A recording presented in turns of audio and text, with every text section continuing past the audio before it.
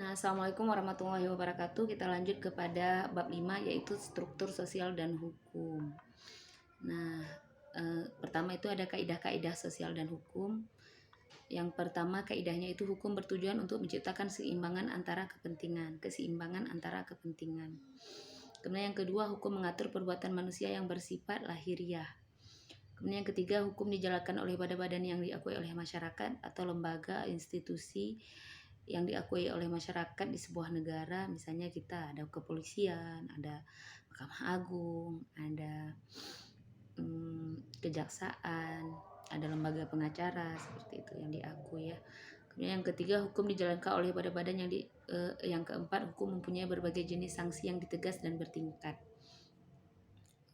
Artinya kalau kita membuat hukum itu harus ada sanksinya, kemudian yang tegas dan bertingkat, seperti itu ya. Ada tingkatan-tingkatannya. Kemudian yang selanjutnya, hukum bertujuan untuk mencapai kedamaian.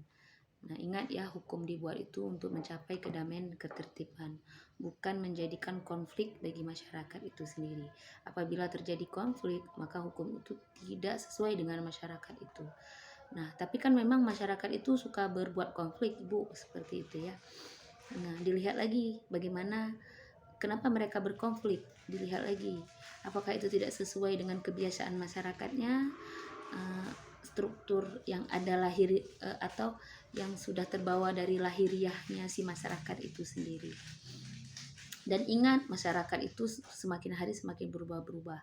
Hanya masyarakat yang tidak terbuka dengan perubahan yang tidak berubah-ubah.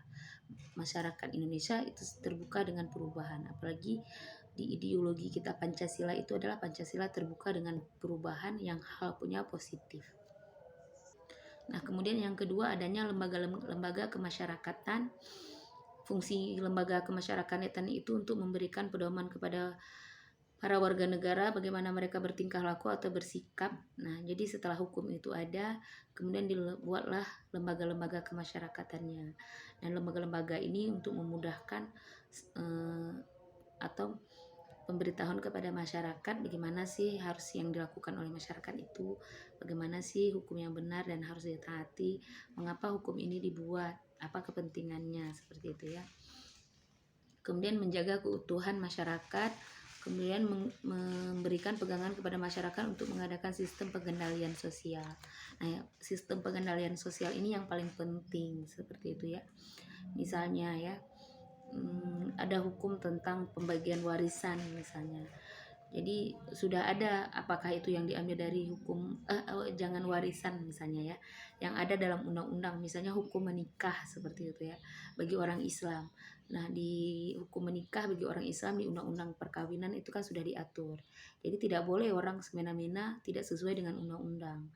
Jadi tidak boleh menikahi anak di bawah umur, misalnya. Kalau menikahi anak di bawah umur, syaratnya ini, syarat menikah itu seperti ini. Jadi kalau tidak dibuat seperti itu, orang akan menikah dengan sesuka hati, seperti itu. Nah, jadi hukum ini salah satu adanya sebagai pengendalian sosial. Nah, ini yang paling penting dari struktur hukum dan masyarakat ini. Kenapa, Bu? Orang yang mempunyai jabatan atau stratifikasi sosialnya tinggi. Kalau di Indonesia itu stratifikasi sosial yang tinggi itu dilihat dari jabatan, dia mempunyai jabatan di pemerintahan atau dia disegani di masyarakat, atau dia yang mempunyai keuangan.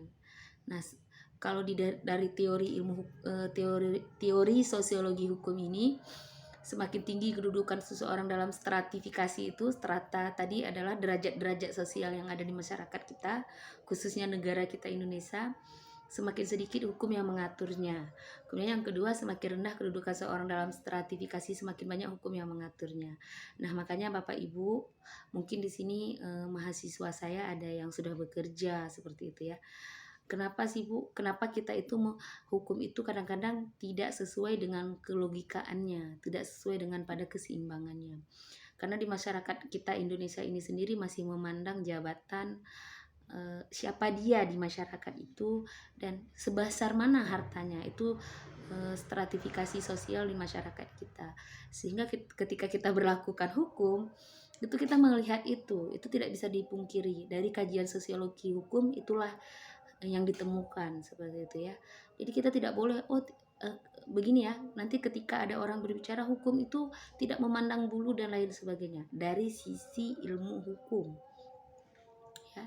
Tapi dari sisi sosiologi hukum ini tidak bisa dipungkiri. Stratifikasi sosial masyarakat menentukan sebagaimana hukum itu diberlakukan kepadanya. Nah, sekarang bagaimana kita merubah itu ketika kita mengetahui itu? Karena hal itu tidak akan membuat, karena kalau ini kita lakukan dari sosiologi hukum kajiannya itu, maka akan membuat masyarakat itu tidak seimbang. Sementara hukum itu sendiri ingin membuat keseimbangan terhadap masyarakat.